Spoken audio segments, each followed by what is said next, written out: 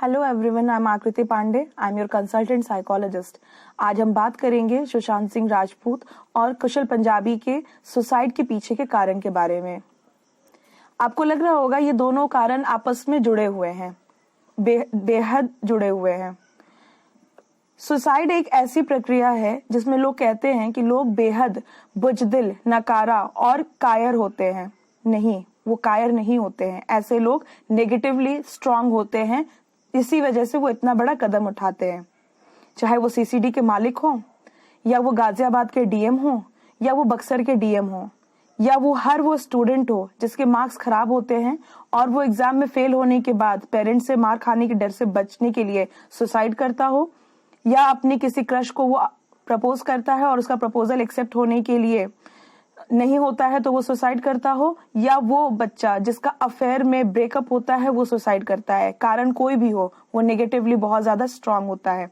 आज हम एक साइकोलॉजिकल व्यू पॉइंट के बारे में बात करेंगे कि आखिर लोग सुसाइड क्यों करते हैं और इसके क्या रीजन होते हैं, किस तरह के होते हैं, क्या उसके साइंस होते हैं, और किस तरह से अगर आपको ऐसा कोई साइन आपके लव्ड या डियर वन में दिखे तो उससे कैसे बचा जा सकता है।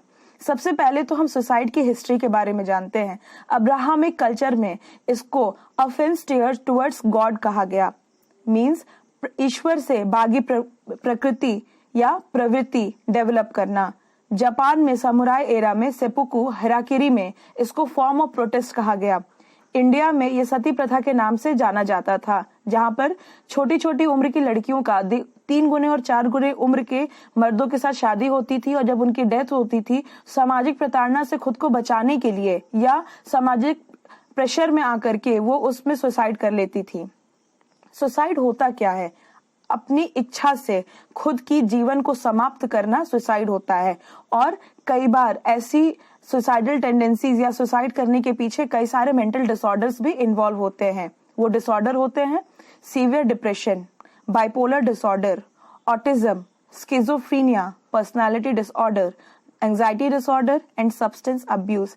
सब्सटेंस अब्यूज में हम लोग बहुत ज्यादा कई बार एक्सेसिव अल्कोहलिज्म और यूज ऑफ बेंजोडाइजेपिन जो कि डिप्रेशन की दवा है और बाइपोलर डिसऑर्डर में इस ग्रुप की दवा को दी जाती है। इसके एक्सेसिव यूज की वजह से भी सुसाइडल टेंडेंसीज आती हैं लोगों के अंदर और लोग सुसाइड कर लेते हैं। कई बार ऐसे भी सुसाइड होते हैं जहां पे इम्पल्सिव एक्ट्स होते हैं या उसमें एक्सेसिव लेवल ऑफ स्ट्रेस होता है, उसमें फाइनेंशियल ब्रेकडाउन होता है, डिफिकल्टीज होती हैं, रिलेशनशिप में प्रॉब्लम होती है, मैल एडजस्टमेंट होती है, ब्रेकअप हुआ रहता है, या कई बार बुलिंग होती है। बुलिंग कॉलेज लेवल पे हो या सोसाइटी लेवल पे हो या किसी भी लेवल पे हो, बुलिंग होती है। ऐसे भी लोग सुसाइड करने की कोशिश करते हैं जिन्होंने कई बार कोशिश की है और वो फेल होते हैं। उनके में high risk of future attempts होते हैं और वो ऐसा चीज कर लेते हैं। सबसे ज्यादा 70 साल की उम्र के नीचे और 15 साल से 30 साल के एज के जो लोग होते हैं वो मोस्टली हाईली टेम्पटिंग होते हैं सुसाइड अटेम्प्ट करने के लिए। इसके फॉर्म्स ऑफ सुसाइड क्या होते हैं? या तो वो फांसी से लटकते हैं, या तो जहर खाते हैं, या पेस्टिसाइड खाते हैं, या खुद को जला लेते हैं। हम अगर बात करें फ्रीक्वेंसी की तो 2016 के डाटा के अकॉर्डिंग 1.5% लोग सुसाइड की वजह से मर रहे हैं। पर 1 लाख में 12 लोग सुसाइड करते हैं हर साल। ये वर्ल्ड वाइड डाटा है। और सबसे जो बर्निंग टॉपिक है आज के डेट में वो ये है, मेन एंड वुमेन में सबसे ज्यादा, मर्दों के बीच में सबसे ज्यादा सुसाइडल अटेम्प्ट्स पाए जा रहे हैं। ऑल ओवर वर्ल्ड की अगर हम बात करें तो सुसाइडल अटेम्प्ट 3.5 टाइम्स बढ़ता जा रहा है हर साल। ये वर्ल्ड वाइड डाटा है। इसके क्या साइंस होते हैं? हमें कैसे पता चलेगा? हमारा कोई फ्रेंड, हमारी सोसाइटी में कोई है, हमारा कोई रिलेटिव हो या हमारा कंपेनियन हो, पड़ोसी हो, कोई भी पर्सन हो या कलीग हो, कोई भी, उसके अंदर कब ये सारे साइंस आने लगे हैं और ऐसे लोगों के पीछे हमें कब अलर्ट रहना होता है? वो लोग जिनका सोशल विड्रॉल हो जाता है फ्रेंड्स से, फैमिली से या कम्युनिटी से।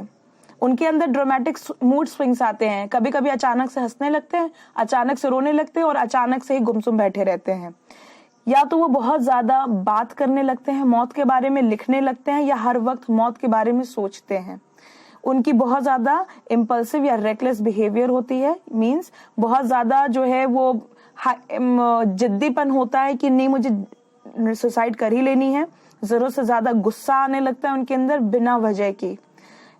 उसका अल्कोहल और ड्रग यूज बहुत ज्यादा इंक्रीज लेवल पे होता है। बार बार खुद को सुसाइड करने की या खुद को मार डालने की जो धमकी देता है, ऐसे लोगों के अंदर सुसाइडल टेंडेंसीज बहुत ज्यादा हाई लेवल की होती हैं और ऐसे लोगों के साथ हमें बहुत ज्यादा सतर्क रहना चाहिए। हमें क्या करना चाहिए? हमें बिल्कुल शांत होना चाहिए और इस तरह से उस पर्सन से बात करना चाहिए या उस लहजे में बात करना चाहिए ताकि वो उसे लगे कि हम उसकी बात को समझ रहे हैं, ना कि हम उसे अपनी बात को समझा रहे हैं।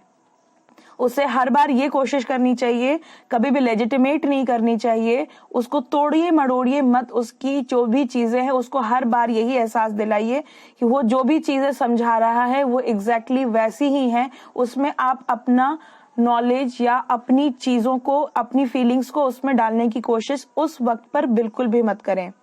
वो अगर आपसे कह रहा है कि पूरी दुनिया मेरी दुश्मन है और कोई भी मुझे नहीं चाहता है, आप उसे सपोर्ट करें और उसे एनकरेज करें।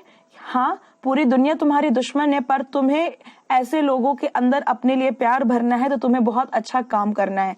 इस तरह के सपोर्ट और एनकरेजमेंट को आपको उसके अंदर डालना है, मोटिवेट करना है, ताकि वो ऐसी चीजों से डिमोटिवेट होकर के वो अपनी एक नॉर्मल लाइफ में चला जाए। हर वक्त उसको बताइए कि आप उसके लिए अवेलेबल हैं, किसी भी सिचुएशन में, किसी भी टाइम में, और जब तक उसे बेटर ना फील हो जाए, उसकी ट्रीटमेंट ना हो जाए, तब तक आप उसके साथ रहिए। अगर ऐसी भी चीजें आती हैं, कब आपको सबसे ज्यादा उसके साथ रहना है? जब वो अपनी सारी चीजों को छोड़ने लगता है। वो पर्सन अपने जो भी पोजेशंस होते हैं, जो अपनी प्रॉपर्टी होती है या अपनी जो भी प्रिय चीजें होती हैं, उसको छोड़ने लगे, फैमिली और फ्रेंड्स को बेवजह गुड बाय कहने लगे। ऐसी चीजों पे जरूरत से ज्यादा सतर्क रहना चाहिए। उसके मूड शिफ्ट आने लगे, वो कभी कोशिश कर रहा है शांत रहने की, बट वो शांत नहीं रह पा रहा है। ऐसी पर्सन के पास से हर वो चीज, क्योंकि वो प्लानिंग कर रहा है सुसाइड के लिए, हर वो चीज जो है चुरा लीजिए या वहां से हटा दीजिए जिससे कि वो एक सुसाइड करने की कोशिश कर सकता है। हर वो दवा, हर वो आग लगाने की चीज, हर वो चाकू, छुरी, रस्सी, किसी भी चीज को वहां से हटा दीजिए। हेल्पलाइन नंबर पे कॉल करिए, उससे बहस मत करिए, आर्ग्यू मत करिए, उसकी किसी भी चीज को जज मत करिए, उसको शांति से सुनिए। किसी भी चीज में उसको धमकी मत दीजिए या उसे भाड़ में जाओ मत कहिए। उसकी चीजों को शांति से सुनिए और तब तक उसके पास बने रहिए जब तक उसके पास हेल्पलाइन नंबर वाली हेल्प ना पहुंच जाए। अब आपको ये लग रहा होगा कि ऐसे लोगों की तो ट्रीटमेंट पॉसिबल नहीं है, उनके अगर दिमाग में हो गया तो वो सुसाइड कर लेंगे। ऐसा नहीं है, ऐसे लोगों की भी ट्रीटमेंट पॉसिबल है।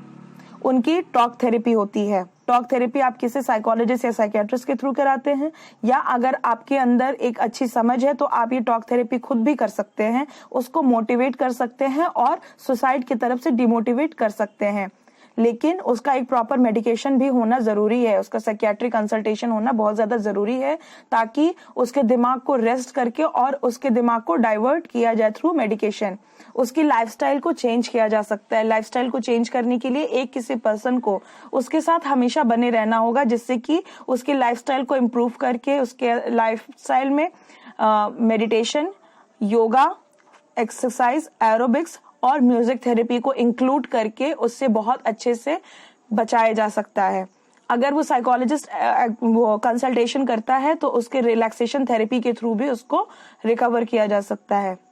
Thank you so much, that's all for today. अगर आपको मेरा प्रेजेंटेशन पसंद आया है तो please like, share and subscribe my